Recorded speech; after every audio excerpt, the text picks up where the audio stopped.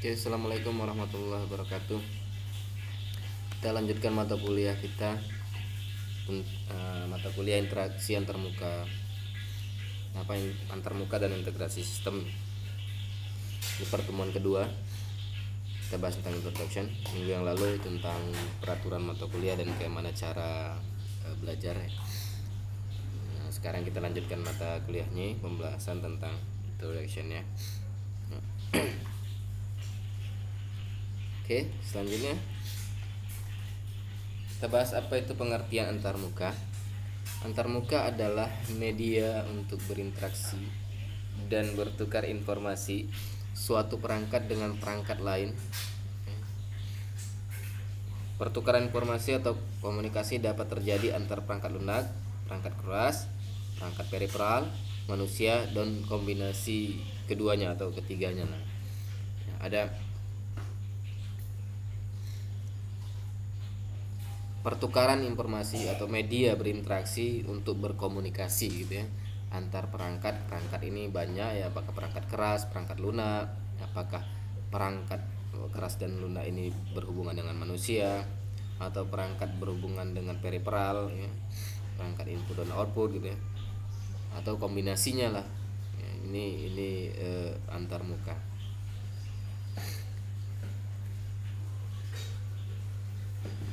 Antar muka perangkat keras ya, ini masuk dalam pembahasan kita karena di Arduino ini nanti ada interaksi antar perangkat keras dan interaksi perangkat keras dengan perangkat lunak.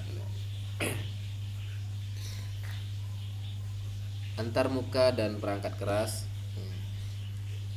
Antar muka dan perangkat keras atau hardware adalah bidang lintas ranah yang membentuk koneksi fisik antar perangkat keras ya, jadi bagaimana berkomunikasi satu perangkat dengan perangkat yang lain ya, ini mau tidak mau akan kita bahas dan harus dipahami agar kita bisa membuat sistem yang baik untuk sistem ya. Saat ini kita bahas sistem microcontroller menggunakan Arduino ya, paket dari microcontroller itu yang sudah tinggal pakai ya, Arduino. Bagaimana kita mengolah data dari perangkat input dan menyajikannya di perangkat output. Nah, itu dia harus punya koneksi fisik yang bisa berkomunikasi antar perangkat ya. Nah, sekarang telah dikembangkan standar teknologi setiap perangkat keras agar dapat berkomunikasi antar perangkat. Jadi pabrikan-pabrikan ya memproduksi perangkat itu sudah ada standarnya, sehingga setiap perangkat itu bisa komunikasi dengan perangkat yang lain meskipun beda pabrikan. Nah, jadi kalau nggak ada standarnya kita hanya satu pabrik saja gitu yang kita gunakan. Ya sama seperti obat ya, generik misalnya. Ya, masing-masing pabrik itu punya keluaran masing-masing dengan merek yang sama atau dengan manfaat yang sama walaupun beda pabrik. Ini ada standarnya ya, komponen-komponen apa yang ada di dalamnya, inputnya apa, outputnya apa, itu udah punya standar. Jadi jangan khawatir, kita sebagai pengguna di sini. Nah, kita pengguna teknologi yang sudah jadi tapi belum dimanfaatkan untuk keperluan sehari-hari, berarti teknologinya itu belum dirakit menjadi satu kesatuan untuk masing-masing kebutuhan atau kebutuhan yang spesifik. Tugas kita berarti menyatukan itu ya, mengkomunikasikan antar perangkat sehingga nanti terbentuk sebuah sistem yang akan terlahir dari latar belakang keperluan masyarakat. Jadi kamu punya masalah apa problem apa di masyarakat, itu nanti kamu akan angkat ya menjadi sebuah sistem untuk mengatasi masalah yang ada di masyarakat. Ya, misalnya sekarang yang lagi marak-maraknya tentang COVID-19 ya. Bagaimana sistem microcontroller yang bisa mendeteksi COVID-19 secara dini atau mengontrol penyebaran virus dengan otomatis disinfektan gitu ya.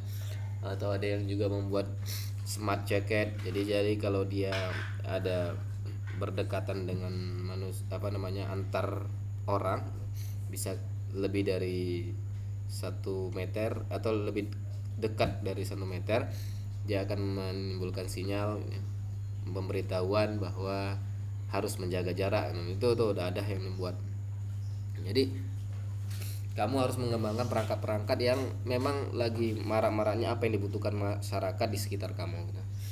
Jadi contoh elemen-elemen antarmuka adalah ini ada layar sentuh gitu ya.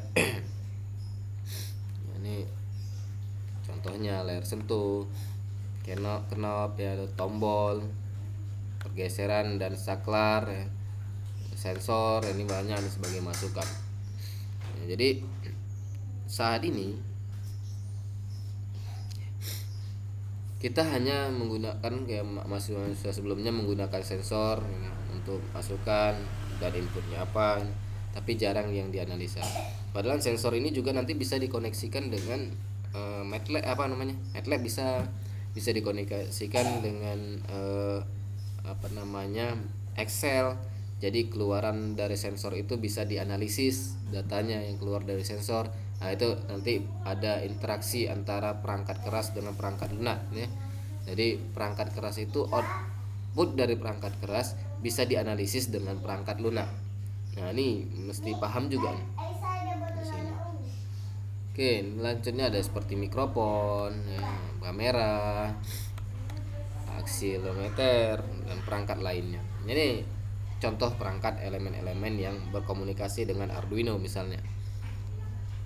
Nah, ini contoh antarmuka.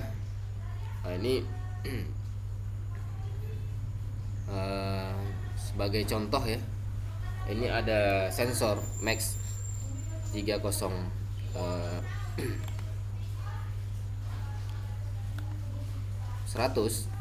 Nah, ini sensor ini untuk mendapatkan detak jantung dan oksigen di dalam darah. Jadi kalau kamu pernah opname gitu ya, itu ada yang ditaruh di jari untuk mengecek kadar darah dan detak jantung. Ini alat sensornya ya, Max 30 100 ya. Jadi diletakkan di jari kamu, nanti dia akan keluar ya nilainya. Ya, ini interaksinya apa? Ini input dari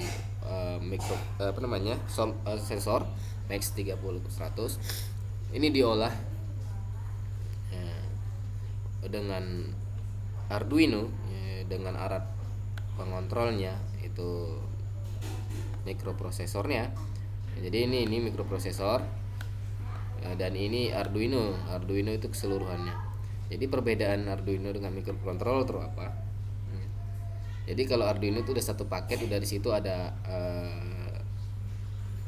perangkat input outputnya yang dapat kita langsung gunakan ya, tanpa kita merangkai lagi untuk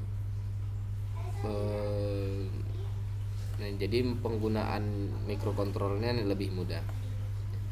Nah, sedangkan mikrokontroller itu adalah alat pengontrol di dalam Arduino.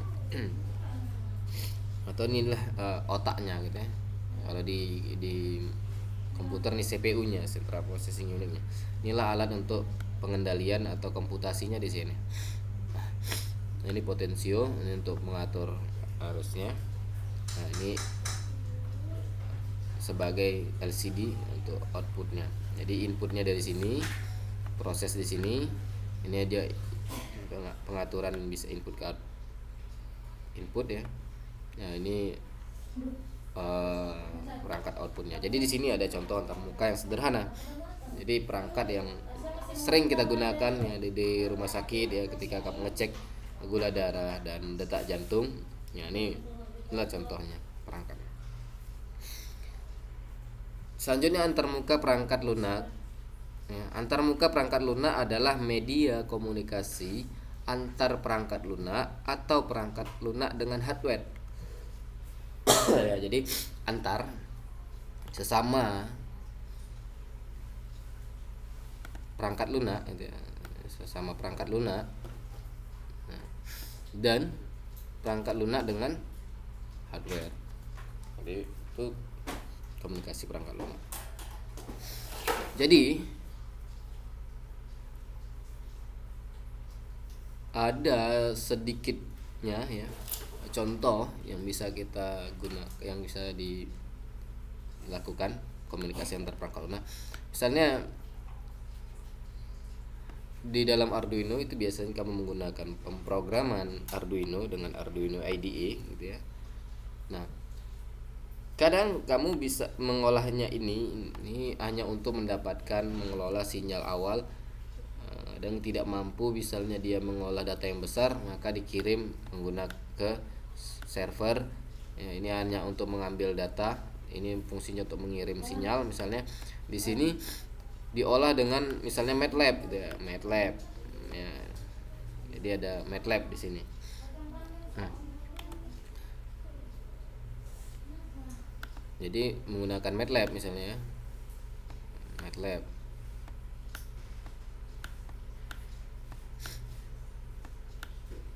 Di sini Arduino. Nah, ini komunikasi antar antar software. Software ini mengirim data. Datanya diolah sementara di sini, diolah secara besar di sini, nanti akan dikirim lagi kemari. Nanti akan dikirim lagi kemari. Itu biasanya. Jadi atau di sini nanti dikirim ke apa namanya? Excel gitu ya, Excel. Jadi untuk menganalisa data dikirim ke Excel kemari. Nah, nanti baru bisa komunikasi bisa diolah datanya di sini. Atau komunikasi dari perangkat lunak untuk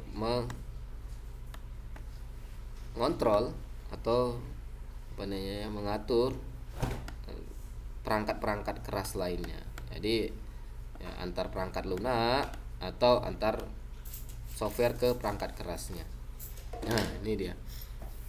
Jadi ini ya harus dipelajarin bagaimana komunikasi software itu mengakses perangkat lunak, perangkat keras, apa yang diberikannya. Biasanya kalau di Arduino mengakses, nanti dia akan ngirim output gitu ya. Outputnya juga berupa tegangan ya 5 volt gitu ya. Jadi tegangan 5 volt ini yang diolah nanti di perangkatnya. Tapi kalau di sini kita misalnya butuh besar, arus besar, berarti di sini ada penguat arus. Ya, di sini ada ya bla bla bla lainnya. Nah, oke, itu antarmuka perangkat lunak. Hubungan antarmuka dengan integrasi sistem. Ya, integrasi sistem adalah sistem yang berhubungan terhubung dengan sistem lainnya yang saling berkomunikasi dan bertukar informasi. Perubahan data pokok pada sistem utama akan mengubah data pokok pada sistem lainnya yang terintegrasi. Jadi terintegrasi ya, artinya memang menyatu. Jadi kalau ada perubahan-perubahan, otomatis sistem yang lainnya berubah ya. Jadi tidak manual ya, nanti diubah di sini, dia di sana masih data yang lama gitu. Itu nggak terintegrasi namanya ya. Jadi komunikasinya nggak baik, jadi pertukaran informasi juga nggak baik ya. Jadi tidak terintegrasi ya, seperti Indonesia gitu ya. Indonesia ingin membuat sistem terintegrasi, jadi KTP terintegrasi dengan sistem pembuatan SIM, kendaraan dan segala macam ya, keperluan di perbankan ya, dan sebagainya. Tapi nyatanya ketika kita ngubah alamat di KTP, ngubah tempat tinggal, bahkan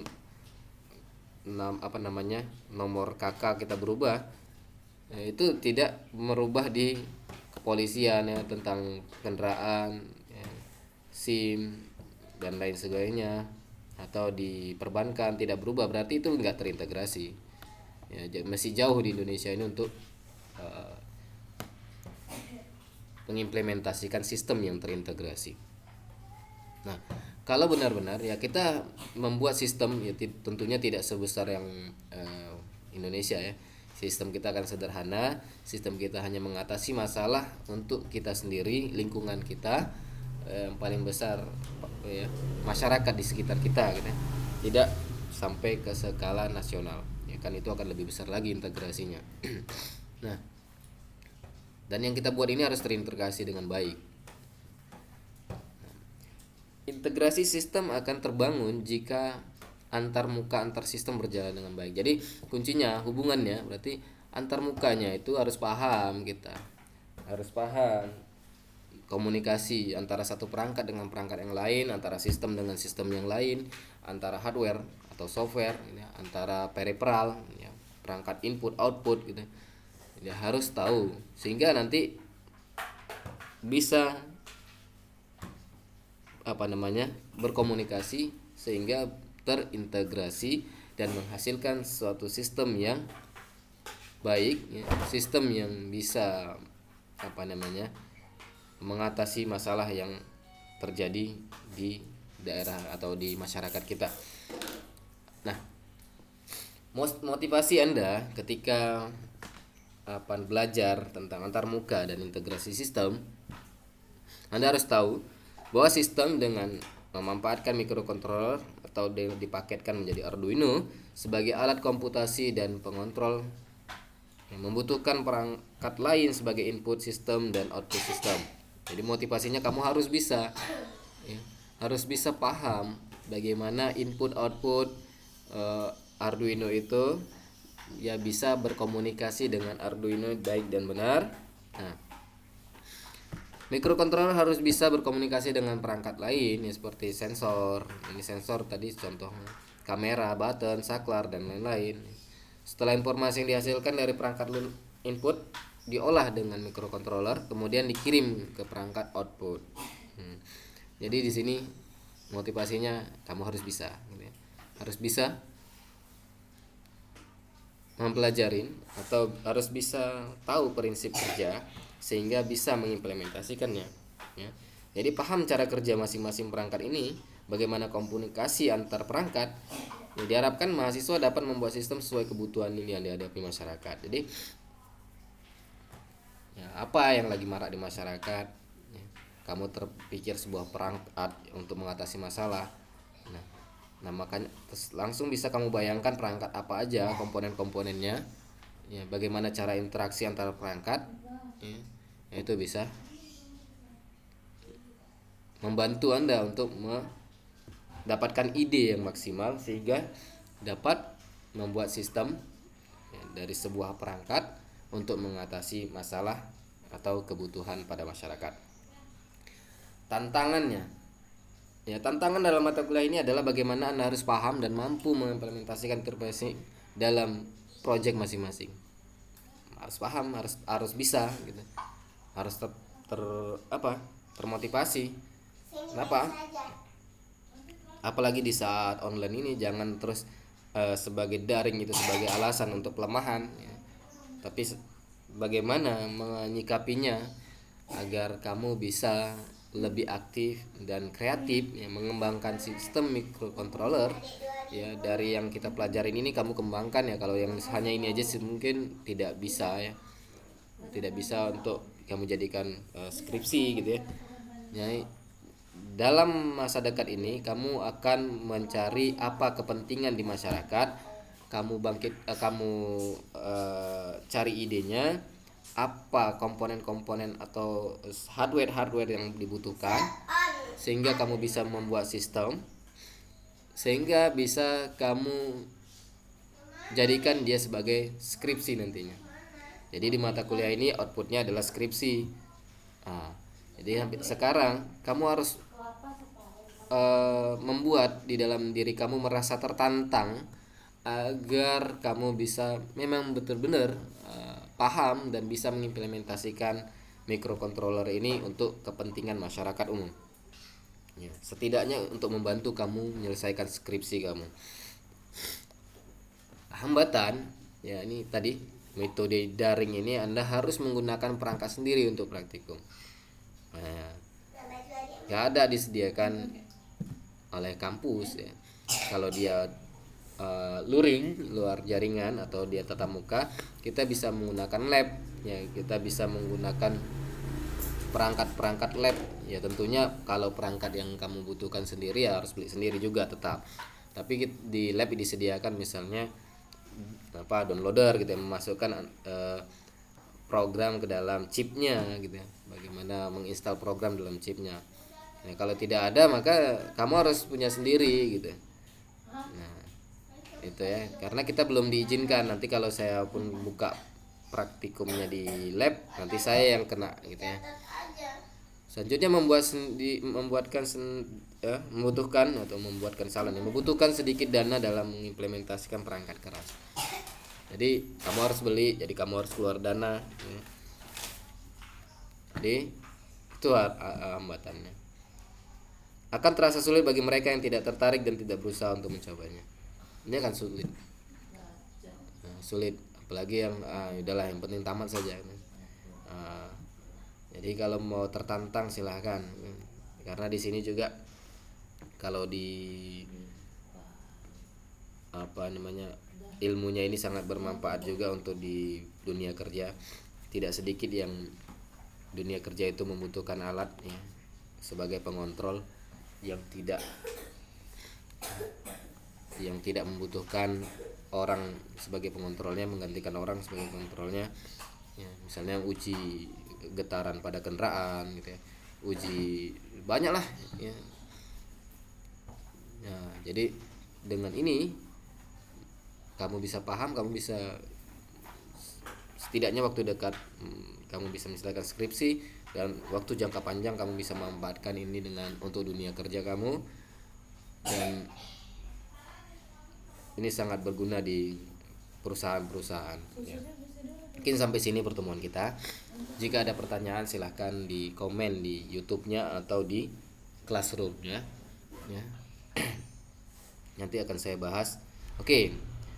Pertanyaan minggu yang lalu. Ini pertanyaan minggu lalu ya.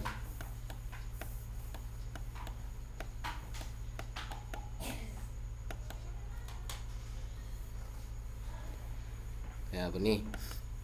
Perhatikan. Minggu yang lalu, Pak, saya nggak punya laptop. Ini agak aneh sedikit pertanyaannya, tapi harus kita bahas. Saya tidak ada solusi ya dia nanya solusi apa yang harus saya lakukan. Saya nggak punya laptop saya rusak. Ya, itu harusnya yang mencari solusi itu kamu ya, bukan saya. Ya. Tidak ada solusi, tidak ada keringanan kalau tidak punya laptop. Kamu boleh tidak mengerjakan, itu tidak ada. Ya, saya akan menilai apa yang setelah kamu lakukan, bukan alasan apa yang kamu berikan, gitu. Ya, kalau rusak laptopnya perbaikin. Ya. Kalau nggak bisa perbaiki beli, kalau nggak bisa beli pinjam sama kawan. Banyak jalan menuju Roma, gitu. Tetap semangat ya Bung gitu. Banyak jalan menuju Roma. Jadi tidak ada kata aku tidak punya laptop, aku harus tidak mengerjakan. Nah, itu kalimat pesimis yang tidak perlu ada di mahasiswa. Nah, saya dulu juga kuliah nggak punya laptop, tapi laptop selalu berdatangan ke saya. Setiap ada tugas, ya kawan-kawan selalu datang bawa laptop. Nah, itu. Jadi harus tetap semangat. Ya, saya tutup sampai sini. Assalamualaikum warahmatullahi wabarakatuh.